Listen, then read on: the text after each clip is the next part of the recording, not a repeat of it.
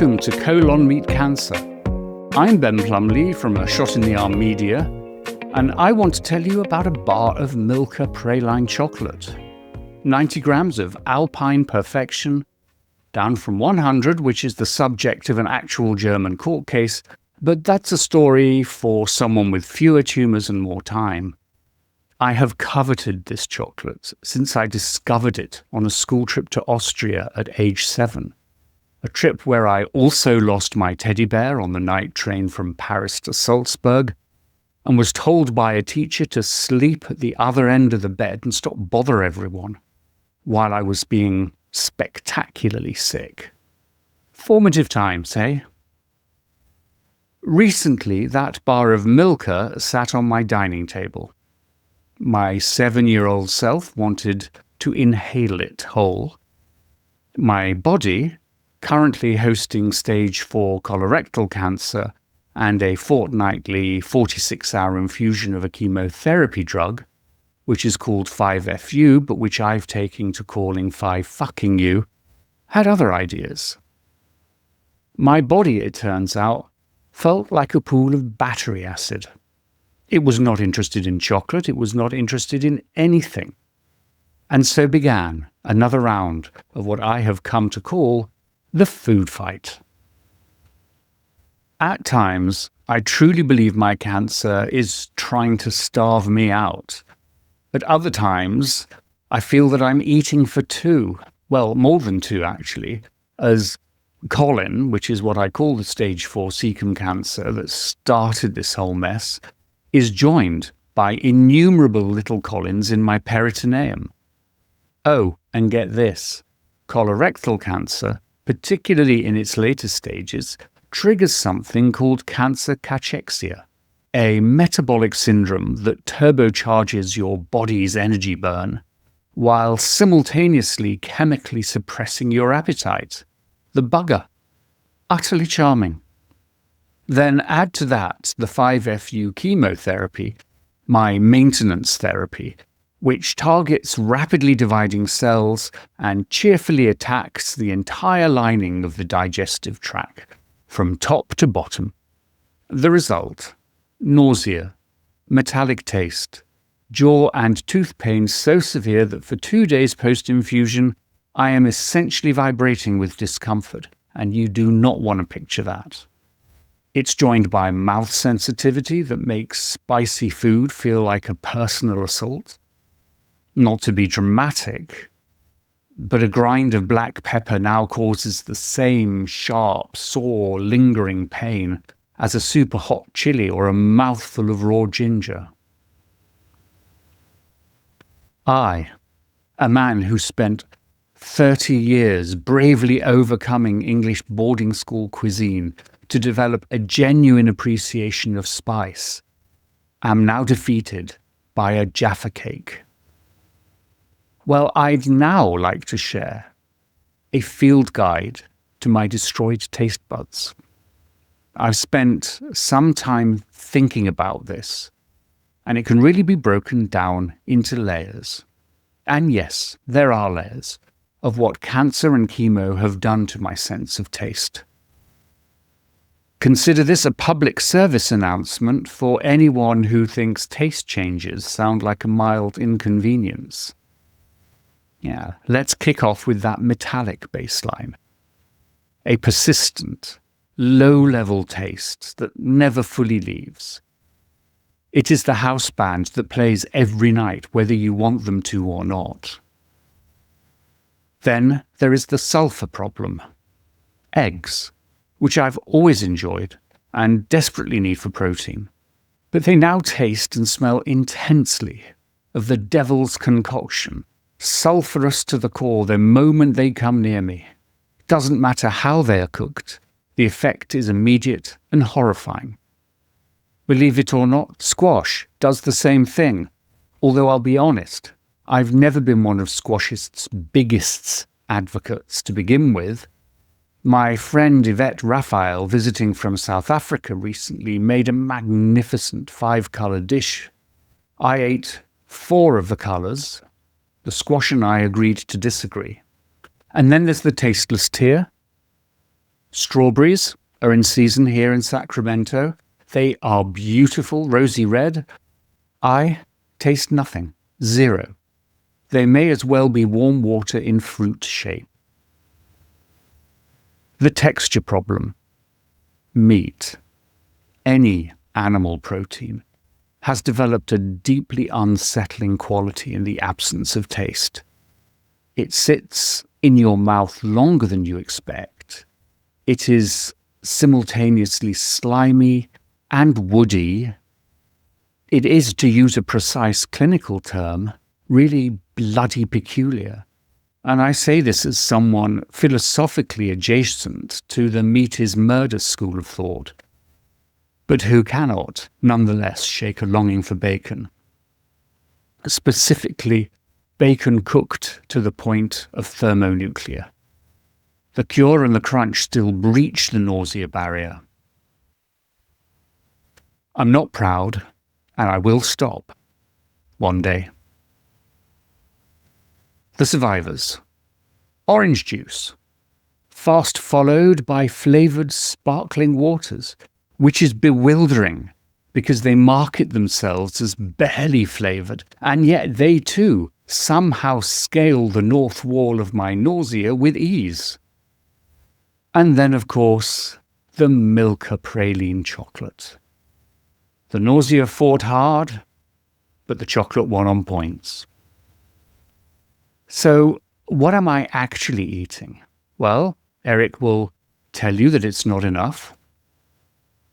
Eric, bless him, is engaged in a continuous low-grade campaign to get more calories and proteins into me.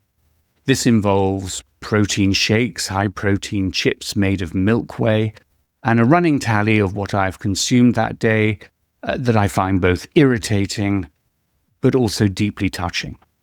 He is right, of course, to worry. Am I not eating enough? Well, breakfast. 2 slices of heavy multigrain toast.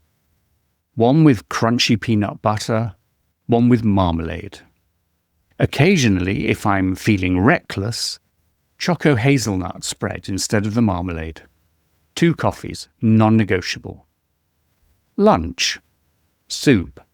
Now, I've discovered quite an interesting pasta and kale soup from Whole Foods, would you believe? And another soup is the loaded baked potato soup that I've become slightly, if not more than slightly, obsessed with. Now, loaded in American means lots of bacon crumbles, and I think cooked onion, which might sound modest, but functions as a meal in itself. Eric remains unconvinced. Dinner. This is where it gets complicated. Pizza works, specifically a surprisingly good artisan frozen thin crust with pepperoni or mushroom. Eric does a masterful pork loin with either ramen or mashed potato and Swiss chard from our garden, and that can work.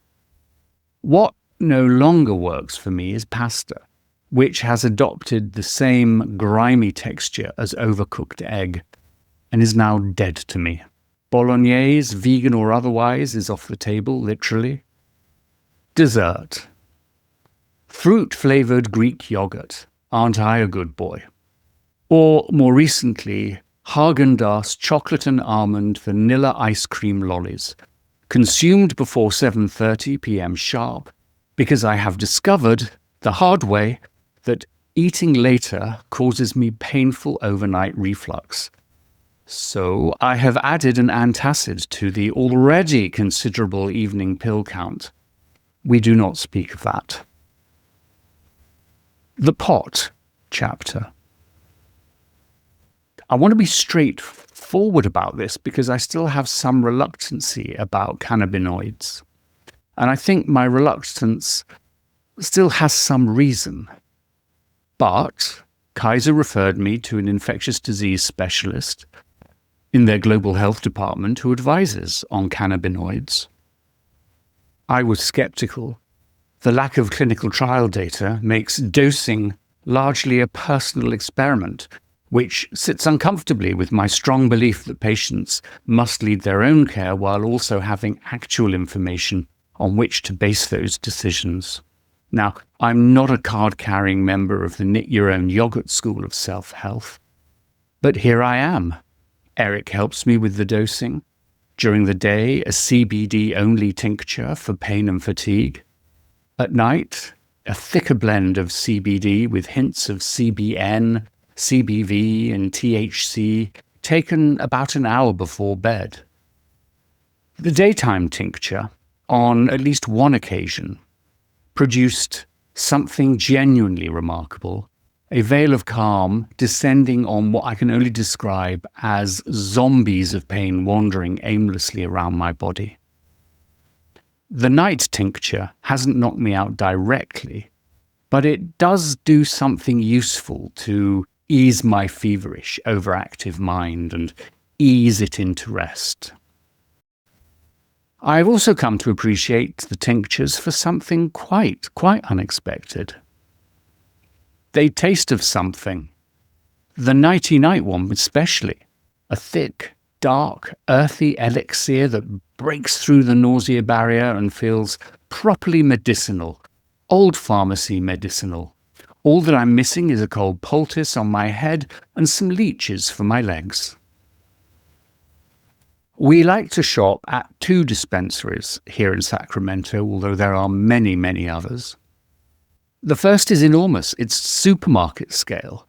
It's got a security checkout, endless rows of product that makes little sense to me, but which Eric navigates with impressive competence. The second is a converted craftsman house in central Sacramento with a grand staircase, individual apothecary rooms. Did I mean that? Apothecary rooms. Yes, I did mean that. And a refrigerator of cannabis-infused soft drinks. I adore it. It has the energy of both pot dispensary and candidate for interior design magazine simultaneously. Do the tinctures improve my appetite? Well, the jury is out. The night tincture occasionally sends me to the kitchen at 1 or 2 a.m. with a sudden and focused desire for high-protein nacho chips, which I'm told is indeed the munchies. I have reserved a bag of Werther's Original Soft Chews for daytime emergencies. I've not needed them, but I remain prepared. Other things to mention. Well,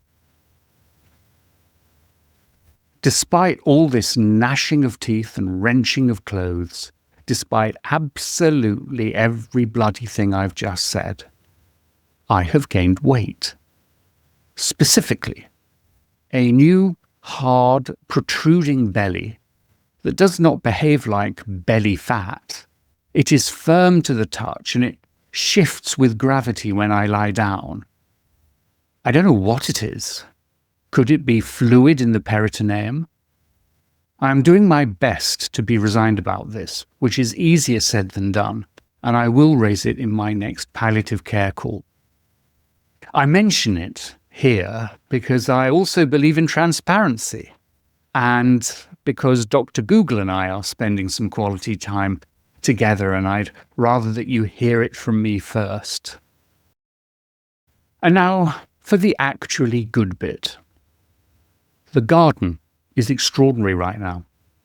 We have strawberries, peppers, squash, and tomatoes planted, and I can see actual tomatoes forming, actual strawberry buds emerging, squash and pepper plants rooted and thriving. The lemon tree's lone citrus fruit has been joined by baby oranges on the orange tree my sister helped replant. 2 elderberry plants are producing elderflowers, and genuinely a small miracle, a solitary fruit has appeared on our long-suffering pomegranate bush, and both guava plants are beginning to fruit. Now, I may not be able to taste the strawberries right now, but I can sure as hell grow them. And there is something to that. Tending to things, watching them come to life, having them be completely indifferent to colon, to cancer and chemo, and the whole bloody exhausting business of it. Well, that I find enormously setting. The garden has been one of the most reliable tools of calm throughout this journey. That it is also now bearing fruit in quite so many different directions feels, a bit like a gift. Well, that's it for this episode. Thank you to Erica Spera for everything, as well as directing and editing this episode. And of course, a big thanks to you for staying with me on this journey.